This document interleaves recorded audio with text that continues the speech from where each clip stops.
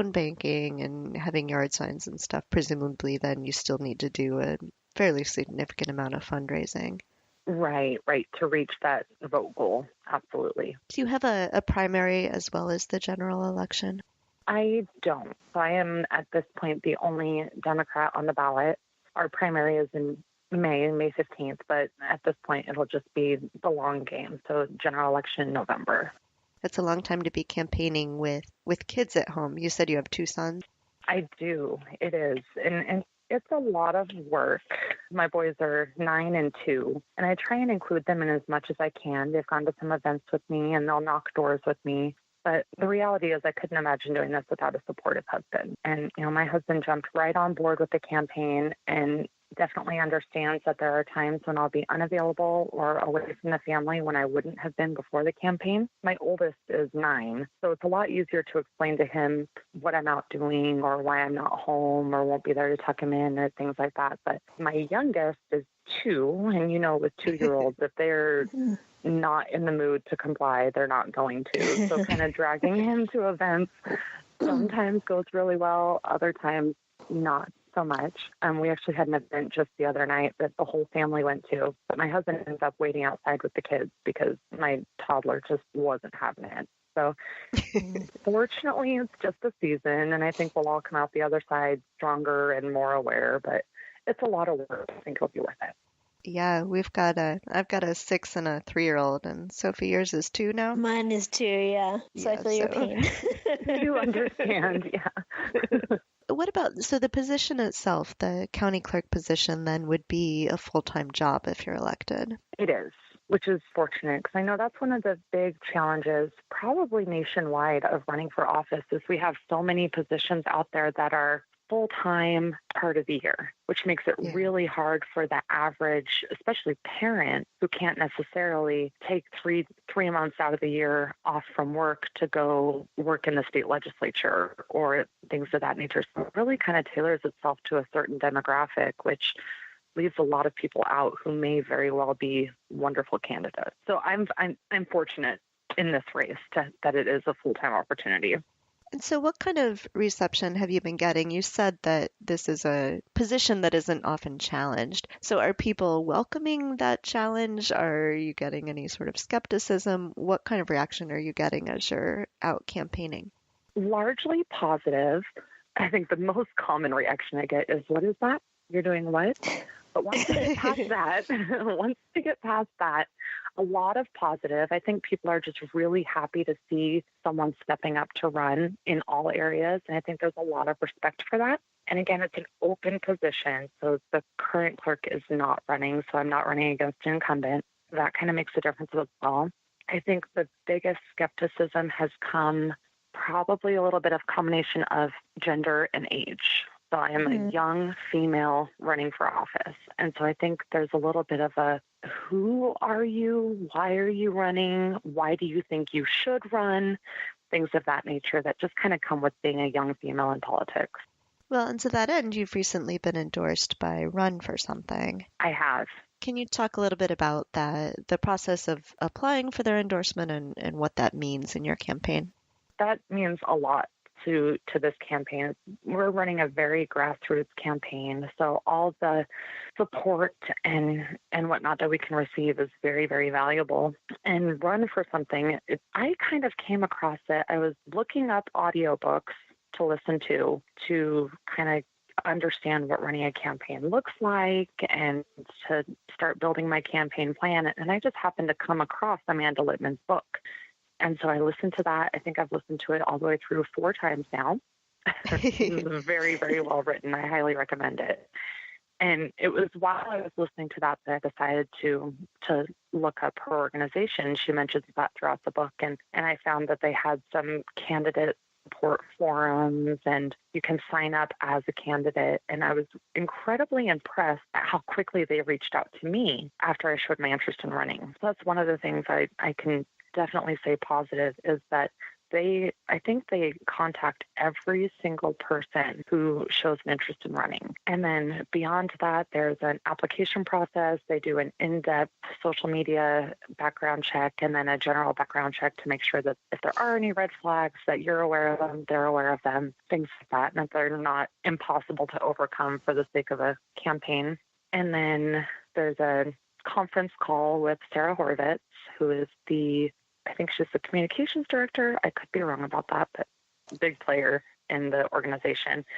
And then there's a 30-minute candidate interview. So kind of go through all of that. And if you meet their qualifications, and as you know, they focus on progressive millennials, so 18 to 40 years old, and just that you're really committed to the campaign process and are going to be a viable candidate in your race. So we're seeing that endorsement meant a lot to the campaign. That's terrific. Yeah, we had Amanda Littman on the podcast, and she's fantastic. She's realized she graduated from the same college I did, but 12 years after I did. Oh, wow. Which made me feel very old. I'm not that old, guys. She's just really incredible. So that's fantastic. And I'm so glad that they're supporting races like county clerk races. I think these are positions that are so important and are so easy to overlook. They really are. And that's, when you start looking for endorsements or getting people excited about it and things like that, sometimes it can be kind of hard and you kind of feel like you're dragging people along and really having to hype yourself up to hype other people up because they're like, I don't know, that building's always there when I need to go. It seems to do what it needs to do. I don't know. So really, but we can do better, and here's why, and really being able to promote that public service entity and really shout from the rooftop how important it is to meet people when they are. And when you're looking at public service on such a base level and working with people from all walks of life, the expectations you can have on, say, someone my age when they're who needed help resolving an issue, and you're sending them to the terminal to look up their case number, and then you get your case number, you come back to me. That's fine. 2 seconds in and out. When you're talking about someone who may be in their mid-50s and homeless, you send them to a terminal to look up their case number. That's it. It's over for them. They're just going to walk out the front door. And so there's a huge breakdown in service there, and needing to adjust that based on the patron that you're serving at the time, I think is so hugely important. So what does the sort of Democratic Party look like in Ada County, in Boise? Are there a lot of Democrats in office, running for office? It seems like in a city we often see a lot of Democrats, but then we think of Idaho as so very red. So what does that look like? Yeah, so Idaho is a very red state and has been a red state for a long time. But Boise is definitely a lot more progressive than the rest of the state. Mm-hmm. And so I think sometimes it feels like we're yelling at the top of our lungs and not being heard by the rest of the state. And so of the 59 House representatives in Idaho state and the state house, only 11 of them are Democrat. And of that 11, 8 of them come out of Boise. So Boise is definitely the hub of progressivism in the state. And then county-wide, because Ada County includes Boise and Meridian, so those are our 2 largest cities in the state, and then a handful of surrounding, much smaller cities. So Ada County overall is pretty split down the middle, red and blue. But when you look at our county government, of our 8 elected officials, only one's a Democrat. So that we're really lacking that representation at the county level, even though we know we have that in our community. So I'm hoping to see that shift this year significantly. Yeah, that's very interesting. And it's somewhat similar, it makes sense geographically, but it's somewhat similar to what we were hearing in Utah as well. Mm-hmm. That Salt Lake City is actually very progressive, but the rest of the state tends to be very red. Right. And that's one of the things I'm really excited about this year is we have a governor candidate. We have several Democratic candidates for governor, but we have a governor candidate from rural Idaho, which I think is really going to go a long way in pushing that blue vote, because it's not just those city folks trying to tell us what to do. It's connecting those those progressive ideals to the rural life, because it does apply differently there than it does here. There's some middle ground maybe to be reached.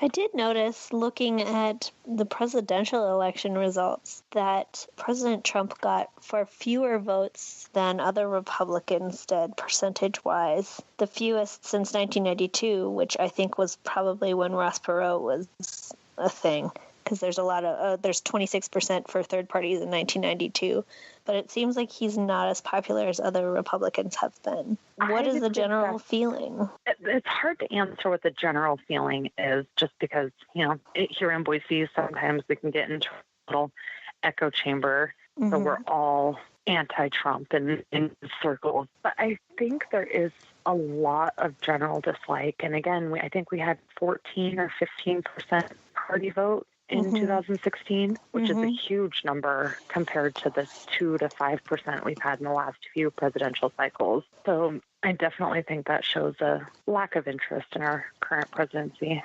Is there anything else that you want to make sure that people know about you and your candidacy, or about Boise or Idaho? I think I mentioned I have 2 kids. They're 9 and 2. And when people hear that age gap, I think a lot of the time they're like, which one of those was an accident, right?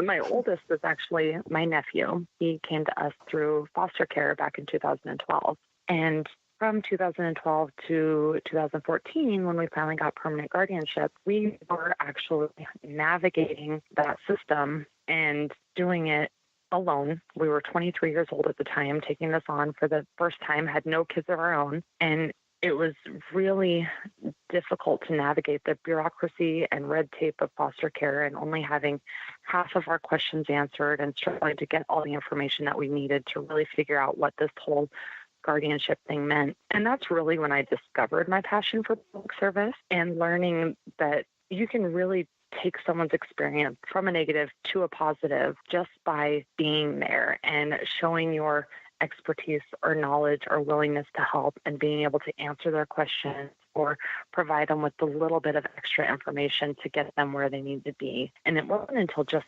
last month, 6 years into it, when my husband and I were like, oh, okay, I understand what guardianship is. And we've been doing this for 6 years. So having that breakdown in service in our own lives has really allowed me to say, okay, it can be done differently. Even though the process is in place, the process exists the way it exists, there are ways to make it easier and there are ways to make it harder.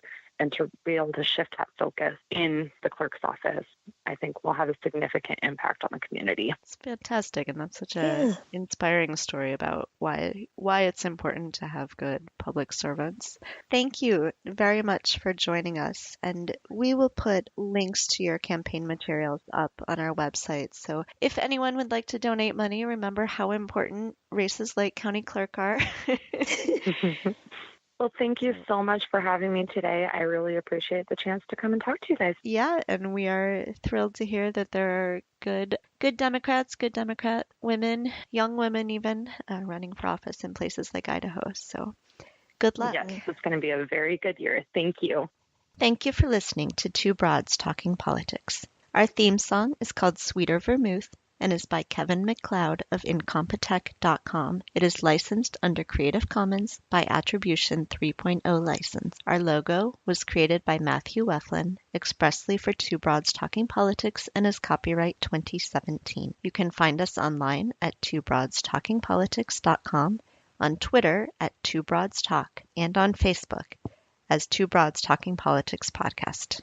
You can email us at twobroadstalkingpolitics@gmail.com. You can find our podcast on Apple Podcast, Google Play, Stitcher, TuneIn, Player FM, and iHeartRadio. If you would like to support our podcast, you can do so on patreon.com.